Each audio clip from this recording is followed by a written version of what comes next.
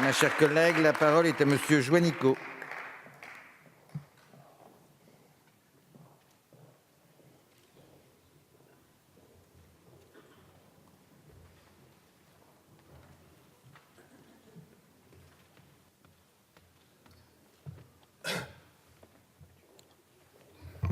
Bien, Monsieur le Président, Monsieur le Ministre, Monsieur le rapporteur, mes chers collègues. La vie associative dans notre pays est forte de l'engagement quotidien ou plus ponctuel de 16 millions de bénévoles dans un peu plus d'1 million d'associations.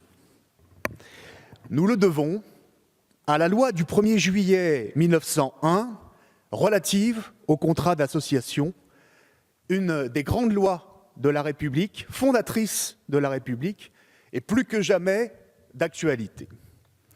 Il se crée chaque jour en France, en 2017, 200 associations supplémentaires.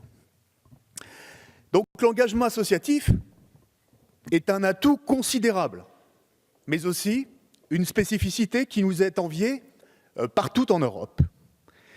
Contrairement aux idées reçues, parfois véhiculées, cette dynamique de l'engagement ne se dément pas ces dernières années.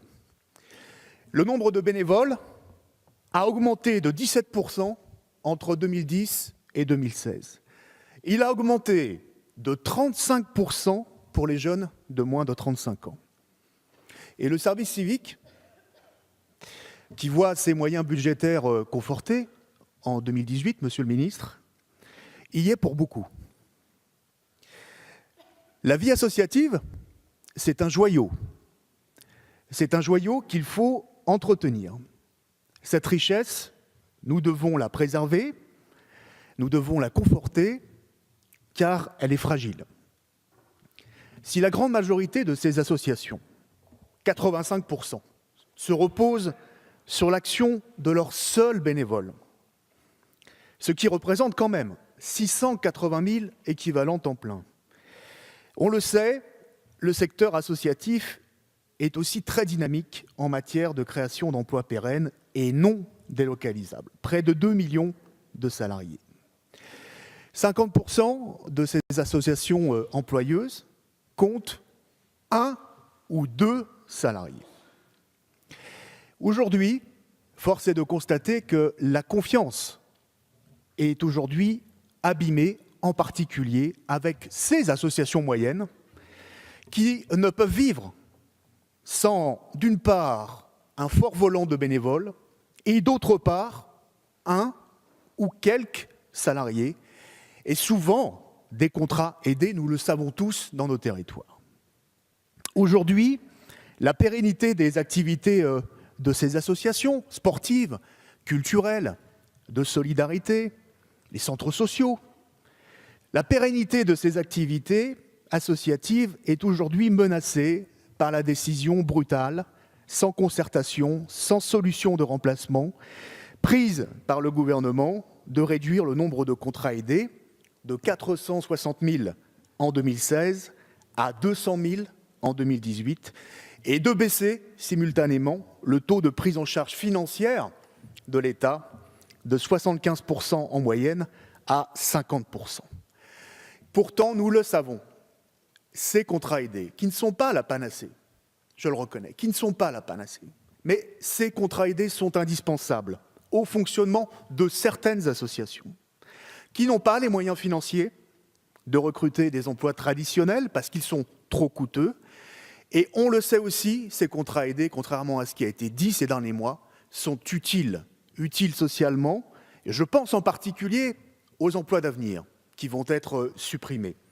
Dans les clubs sportifs, par exemple, tous dans nos circonscriptions, nous avons des exemples de clubs de football, par exemple, qui ont recruté des emplois d'avenir, qui ont été formés sur 3 ou 4 ans avec des parcours réellement qualifiants.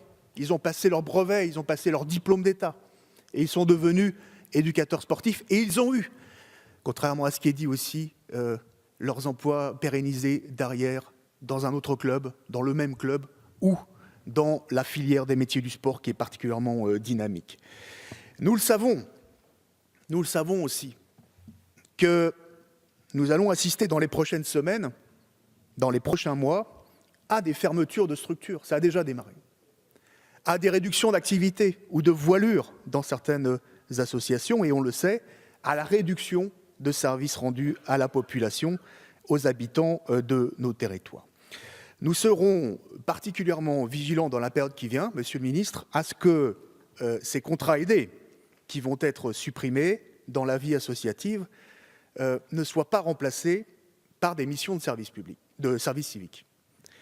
Car ce sont des missions d'intérêt général pour le service public, mais les missions de service civique ne sont pas le salariat. Et on a déjà quelques échos. J'étais il n'y a pas longtemps dans une agence de Pôle emploi qui avait des contrats aidés, mais qui a aussi des missions de service civique, et souvent la frontière est tenue et floue. Je pense au dispositif Devoirs faits, où il faudra s'assurer là aussi qu'il n'y ait pas, entre les missions d'intérêt général des bénévoles du service civique et des emplois traditionnels, trop de confusion ou de substitution. La proposition de résolution de notre collègue Wasserman identifie les bons leviers d'action pour mieux soutenir la vie associative et reconnaître l'engagement bénévole. La résolution, d'ailleurs, et je le remercie, reconnaît qu'un important travail a été réalisé depuis maintenant 5 ans et que nous avons soutenu avec la majorité parlementaire de l'époque, et c'est un travail qu'il faut poursuivre. Vous évoquez la logique de co-construction des politiques publiques avec le monde associatif. C'est fondamental.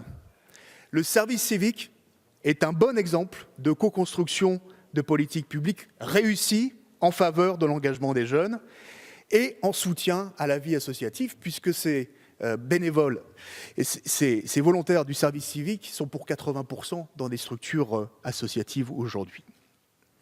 La charte des engagements réciproques entre l'État et le mouvement associatif, signée en 2001, a été renouvelée en 2014 et a été élargie aux collectivités territoriales, partenaires incontournables aussi pour les associations.